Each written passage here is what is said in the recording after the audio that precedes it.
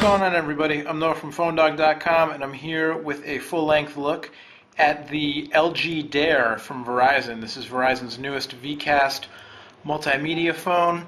As you can see, it's a full touchscreen phone. It has a number of really cool features on it. I got it a little less than a week ago. I was actually on vacation out in Montana and had it sent out to me there, and it turned out to be fortuitous because we forgot to bring our digital camera on vacation. And the Dare has a 3.2 megapixel camera with a flash, autofocus, and a full camcorder mode. So it really came in handy at the wedding we were at, and then also when we were sightseeing up in Montana at Glacier National Park and in Missoula and stuff. So it not only gave me time to play with it, but it also works great as a digital camera. A lot of things, I really like this phone in general, I gotta say. A lot of things going for it. We'll take a quick look at some of them. Hardware-wise, it's a great size. It's a little bit smaller than something like, say, the Sprint Samsung Instinct I've got here next to it. The Dare's a little bit smaller overall, narrower, and definitely shorter.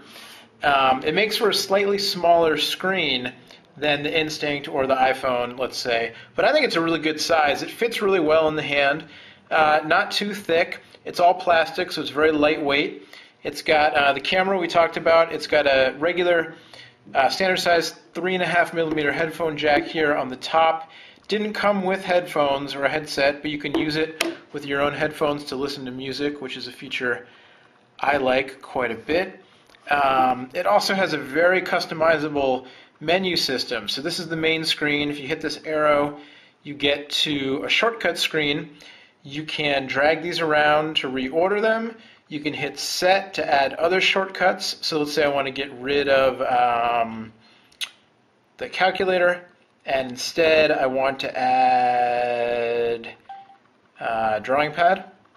And there's drawing pad, and now I'm done. But what you can also do with this, which is pretty cool, is once you've got your menu set, you can grab something, drag it to the top, and now it's on your home screen, and you can put it wherever you want, which is kind of nice. You can set up, your first level shortcuts on the home screen, second level on the second screen. On this screensaver, the fish kind of get caught on the drawing pad and it slows things down sometimes, but whatever. Then also on the main screen, you've got your 5 shortcut icons here: messaging, phone, main menu, contacts, and favorites. So this takes you to a contact favorites that you can set up, go back home, get to the main menu. This menu, you can also drag things around to reorder them. And then there's also a different theme that lets you have them in a grid. So lots of different options here for customization. Comes with some interactive wallpapers, or you can use your own standard wallpapers on it as well, which is pretty cool. So for me, the biggest thing that Dare really has going for it, a couple of things. I mean, it's a very full-function phone. It's got a full HTML web browser, which is all right. It's not the best HTML browser out there, but it definitely lets you get to more sites than a standard mobile browser would. But for me, the best thing on the Dare that's got going for it is the camera. 3.2 megapixel camera with autofocus and a flash. It's probably the best, it might be the best camera phone currently available on a US carrier. The really high-end camera phones, the Nokias and LG Beauty and Sony Ericssons, aren't available on US carriers. So for the ones that a US carrier actually has, the Dare, I think, is probably the best. I have to play with it a little more to see. But the picture quality was generally very, very good. It's an LED flash, not a true xenon flash. So, it's not, doesn't do quite as well in low light situations, but still pretty good. It has a number of features on it: face recognition, smart pick, which compensates for low light and other things. So here are 4 snapshots actually taken with the LG Dare out in Glacier National Park in Montana. I don't know, the quality may not translate fully to YouTube because of video compression and stuff, but really the results of still pictures were very good. The video record mode is great. It does full VGA, 640 by 480 video capture, which is unheard of on an American carrier phone. Also records up to 120 frames per second, which is good if you're capturing sports or other fast motion stuff. You can upload, it's Ebdu Rev A, so you can upload your photos directly to a blog site or to email or picture messaging. It's got an accelerometer, so it automatically rotates your photos for you. So really, the picture quality came out really well. I was happy with that. It also does all the VCast music, so we'll load up the music there. Bought a couple of songs. They're on here now. It's pretty loud. It plays in the background while you're doing other stuff. Also, of course, it's stereo Bluetooth and the... turn that down a little. And the headphone jack, which is nice. Again, when you rotate it, it's got this... this is kind of a ripoff of Apple's CoverFlow, but, that's okay.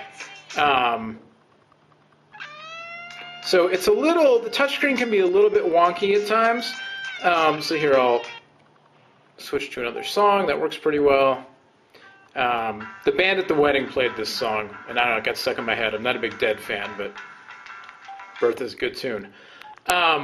So the touchscreen generally works pretty well. I had to calibrate it, get used to it a little bit. There are a few quirky things about it that are a little bit less than ideal. But, generally it's pretty good, up there with the LG Voyager as far as Verizon touchscreens. Definitely better than the Glide. When you're messaging, you've got your choice of a few different ways to enter stuff. So we'll go to messaging here.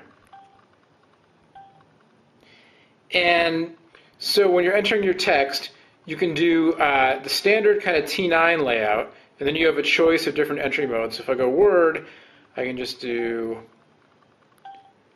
hey,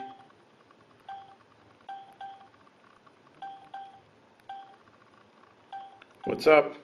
And there you go. That seems to work the best for me anyway. When you go to the QWERTY mode, it's a little bit small for me. Some people are going to be fine with it. For me, I found it just a little bit small. The buttons are kind of close together.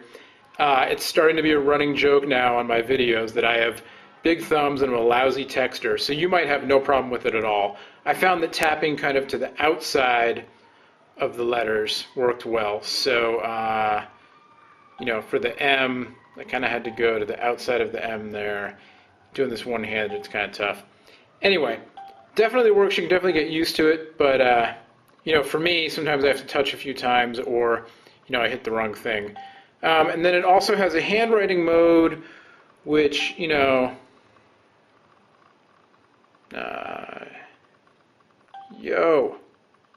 bad. Not the best, but not bad. There's no stylus included. You just use your finger. So there you go. It's full touchscreen. It does all the VCast stuff. The camera is excellent. Lots of customization options, with all the different menu screens and the shortcuts and the favorites and all that kind of stuff. So, I think it's a winner, definitely. Look for a full review coming soon over on PhoneDog.com. There you can see next to my giant head. It's a good size. It's the LG Dare from Verizon Wireless. It's on sale now on the website, July 3rd, I believe, in Verizon stores and in other retail outlets. So, go to PhoneDog.com, look for the best deal, get much, much more. Full review soon. Until next time, I'm Noah from PhoneDog. We'll see you later.